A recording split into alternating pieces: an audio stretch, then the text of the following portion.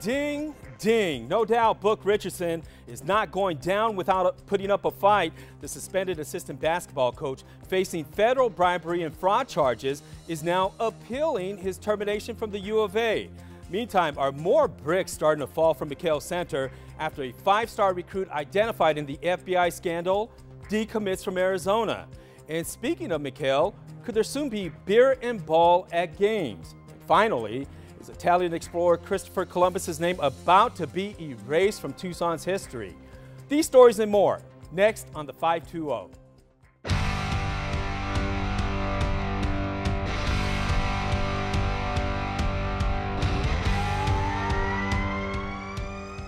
Well, it's week 2 of the 520, so if you're here, you've gotten a little taste of what the 520 is all about in last week's very first episode. But when it comes to us, who are us two randoms spouting off opinions all about things Tucson? Well, let's press pause for a second and tell you a little bit about ourselves. I'm Steve Nunez. Hello, Steve. I'm Artie Mata. Hello, Artie Mata. Just a little bit about myself. Well, I'm a native Tucsonan, born and raised in downtown Tucson. I like to brag that I'm a 6th-generation Tucsonan. On top of that, graduated from Tucson High. My dream was always to go to the U of A and graduate. And I did that, graduated from the U of A, and I'll tell you this straight up right now. I am the biggest Wildcat fan on the planet.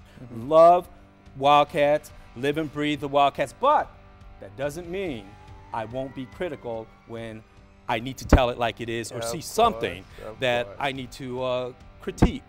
And right now, of course, we'll get into it a little bit later, but the basketball program seems to be something that we like to talk about right now. What about you, Artie? Hi, everybody. My name is Artie Mata IV. I'm a 4th-generation Arthur, a first-generation Tucsonan. I was born in San Diego, came here a little bit before high school, graduated from the Cienega High School from the Vail area.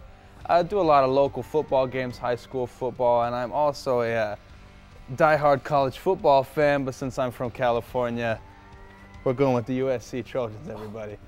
Really? Are you going to? This is our first argument right here. That's what I'm here for, Our guys. first debate. How dare you wear USC Trojan socks on this set right here? It gets the blood going. All right, man, we're really going to duke it out by the end of the show. Yeah. I'm calling it. So with that said, welcome to the 520. I'm a Wildcat fan. He's a Trojan. We'll bless his heart later. But we're glad to have you here, so shall we get started? All hands on deck. All right, let's get started. Book Richardson is not surrendering without counterpunching back at the University of Arizona. According to his attorney, Brick Stortz, the U of A sent a letter notifying Richardson of his termination. On Monday, Richardson filed an appeal to challenge his firing. Per the FBI's complaint, Richardson took a bribe from a sports agent and used that money to pay a recruit indirectly identified as 5-star recruit Javon Quinterly. Well, in exchange for the bribe, Book promised to steer recruits back to the agent to be represented in the NBA, which brings us to Mr. Quinterly. The 5-star point guard announced Thursday, the day before Arizona's Red-Blue scrimmage, he was decommitting his verbal agreement to play basketball at Arizona. Quinterly is at the heart of the FBI bribery scandal as just mentioned.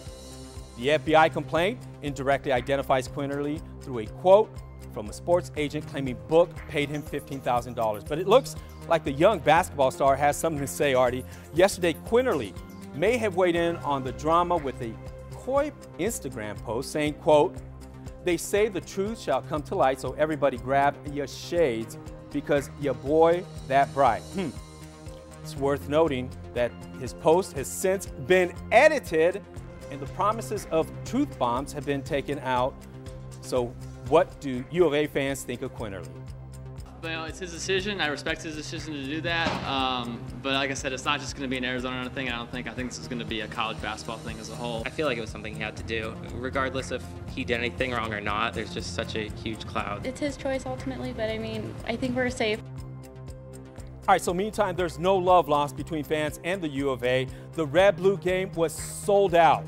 Fans ignoring a future that has been clouded by this FBI investigation. But make no mistake about it, the Red-Blue game is also designed to lure and secure recruits. And so far, 4 top 10 players, including Quinterly, have dropped Arizona from their list amid the FBI scandal. But the flash and hoopla of McKale still holds a grip on the loyalty of two top 50 players, Brandon Williams and Sharif O'Neal, who attended the Red-Blue game with his famous father, NBA Hall of Famer Shaquille O'Neal.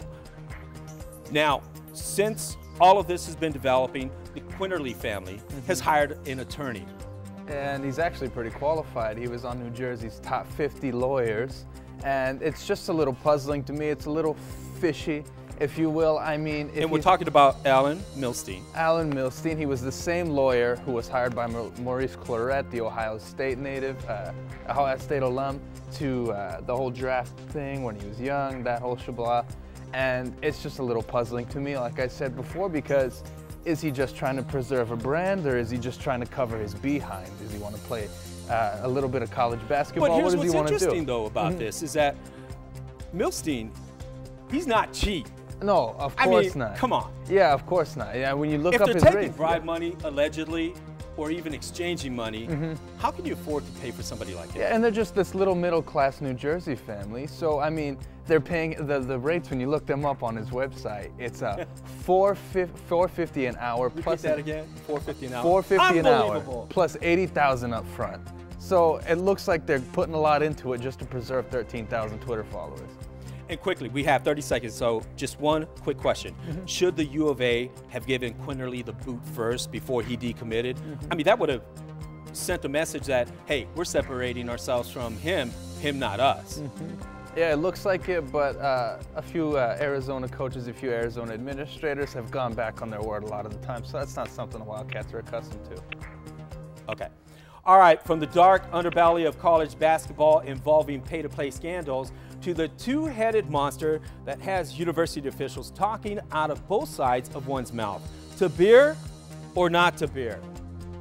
We've now learned U of A's athletic director, Dave Hickey, recently admitted to the school that he applied for a liquor license to sell booze and wine at McHale Center. Are we surprised by the university or even the NCAA in this double standard that they're already setting? I don't think it's something to be surprised about, but it's definitely something to note. Are we going to call it selling out? Is that what the Arizona Wildcats are doing? Is that what the university as a whole is doing? Or are they looking to make new revenue? But either way, this is something that's going to raise a few eyebrows. I don't personally agree with it, but it looks like they're doing anything they can to get some people to fill those seats. I agree with you, but then I don't agree with you on this. All right?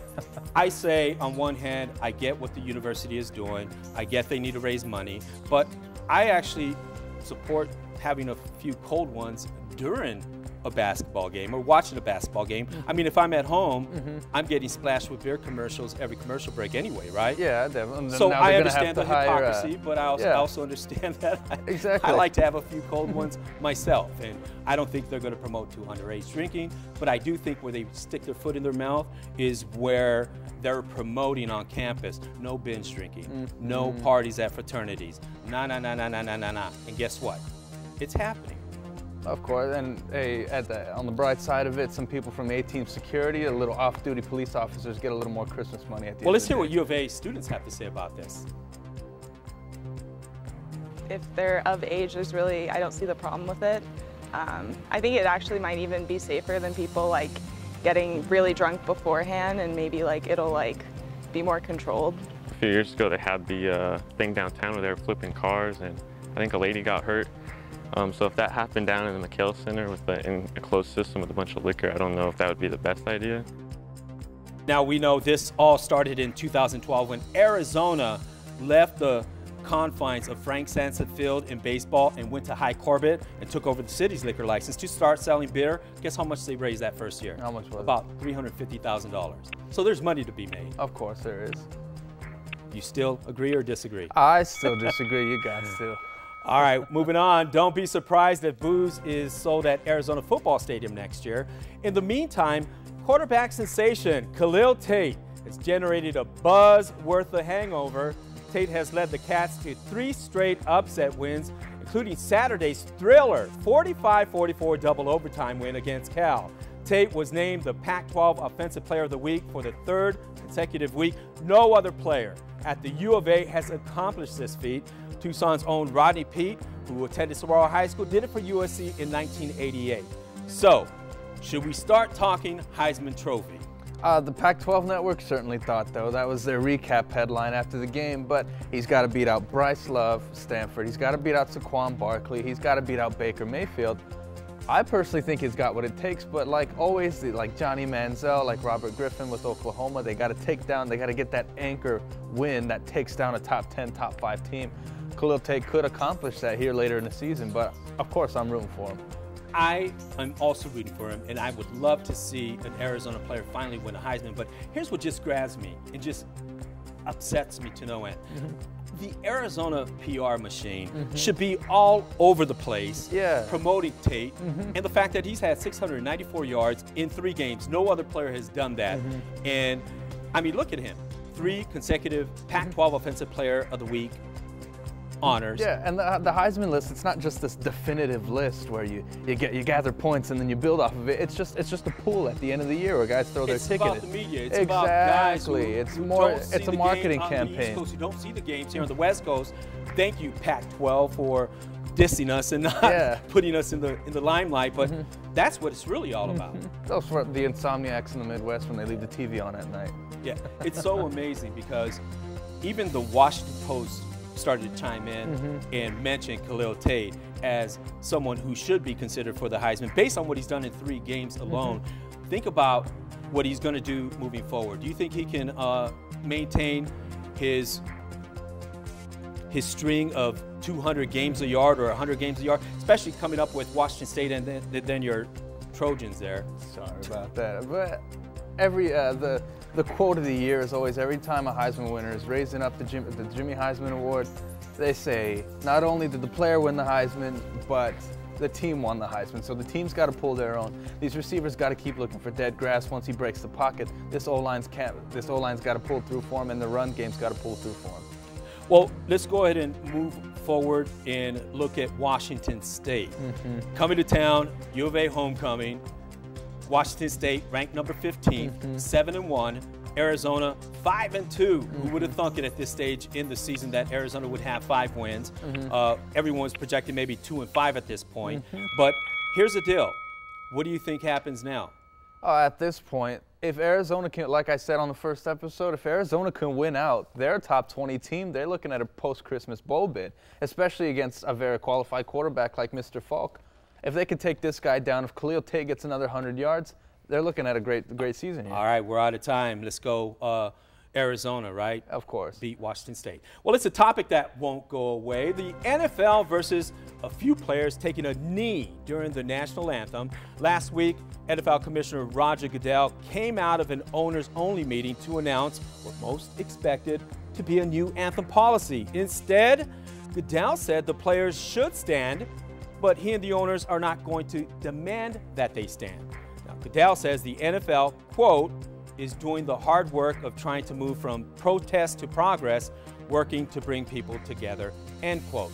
So why not just adopt the rule and let it be? And a controversy, right? And if they're going to adapt the rule, I think what they should do is, just like pre-2009, the rule was don't bring out the players until after the anthem, just so it doesn't force these players into a corner to take a side either way when they're not looking for PR stunts. I think that would have been a great implementation. Now, it was only until 2009 that the NFL actually forced its players out onto the field because they were, again, we talked about this, accepting millions of dollars to have these patriotic performances on the field before the game. You think about that, why not just go back to prior to 2009 and just let it, and just call it a day. Let call the it a day. Let the fans do what they, and let the fans go in the beer line, run up the stairs, run in late to the stadium, do all the things that fans do. And the very same fans that are critiquing these players. It's just, like I said before, I mean, it's a protest. So of course there's going to be the end of the spectrum, not being so happy about it, but a lot of the bad stuff, we're forcing the players into a position that they sometimes don't want to be in. All right, from taking a knee to taking a nickel, there's shockingly talk of another half-cent sales tax in southern Arizona. Right now, Pima County is apparently $1 billion, and let me say that again, billion with a B, shy of the needed cash to get roads fixed. Republican Supervisor Steve Christie believes he has a solution to fix the roads. Replace a recently installed property tax with another half-cent sales tax. But is it another shell game once you consider the math? I mean, we were talking about this earlier. Yeah. You don't own a home. Yeah, I'm 19 years old, but most I can probably afford. My income is probably about a 2-bedroom apartment. But you do Yeah. buy groceries, Of you do shop, you course, buy and big see Slurpees movies and and Polar taquitos, Pops yeah. and whatever in the county. Yeah, right? yeah. That affects you. Of course it does. I'm double dipping. I mean, I'm a young man. I don't own a home. How am I supposed to provide for anybody? How am I supposed to keep this shit moving when it's for another 10 years? I'm going to be dealing with this for 10 years before I even get the keys to my first home. Well, it doesn't matter. If you drive in the city, you're looking at a half-cent sales tax here, there to fix the roads. You go to the county, you could possibly be doing the same. Yeah. Now, here's the difference though. When you do the math, replacing the property tax, okay, the 14 cents per 100 assessed value generates about $19 million. Replace that with the half-cent sales tax, could generate $1 billion over 10 years. So I give Steve Christie credit for coming up with a very, very creative idea. But he's still forcing young kids like me to shop I'm against online. them. I don't want more taxes. Exactly. Stay out of my pocket. And like I said, he's forcing young kids like me to shop online, Amazon, eBay, and we're limiting small business, and we get into that whole thing. So here we go again. Here we go again. Taxes. Well, the Confederate statues are falling across the nation. Here in Tucson, activists are pushing a movement to rename Christopher Columbus Park. They say Columbus is a hate figure and symbol of genocide for Native Americans. Your take on this? My take on it, if you're sort of in favor or not in favor for it, the question really is, to put this in perspective, is does Hernan Cortés Elementary School exist in Mexico? Is there a statue of the Dutchman that took the first slave to Jamestown? Does that kind of stuff exist? So why is Christopher Columbus here getting a park renamed after him in a town in Arizona? Well, here's the deal though. They're actually considering removing his name, but shouldn't the city just stop this and say, okay, remove that sign right over there. That does it all. End of controversy. Yeah. No one has to debate it. No one has to worry about it. No one has to get into a fight over it. And we don't have to be talking about it, certainly, at the very least. Well, certainly don't want to talk about this, but I can tell you that this is going to be something that is going to be a conversation coming up really soon within the city council, because they're going to have the final say in this. Of course. And the groups that are trying to remove the name are collecting signatures. The problem, I don't think they're collecting enough right now. Yeah, so, definitely. All right, well, you've heard the phrase, oh, no, you didn't. Well, here at the 520, we're not afraid to tell it like it is with, oh, yes, we did. Here's my, oh, yes, we did, okay? Going back to Arizona, getting a liquor license or filing for a petition to get a liquor license so that they can sell alcohol, beer and wine at McHale Center. So we find out earlier this week that Arizona Athletic Director Dave Hickey announced on AM Sports Radio about the U of A's intentions, okay? It wasn't local.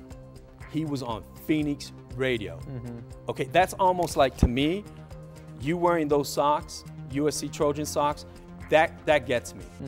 I'm not happy. Yeah. Okay, because he dissed us here. And it goes back to the being critical on the U of A PR machine. Yeah. They just don't seem to get some things right.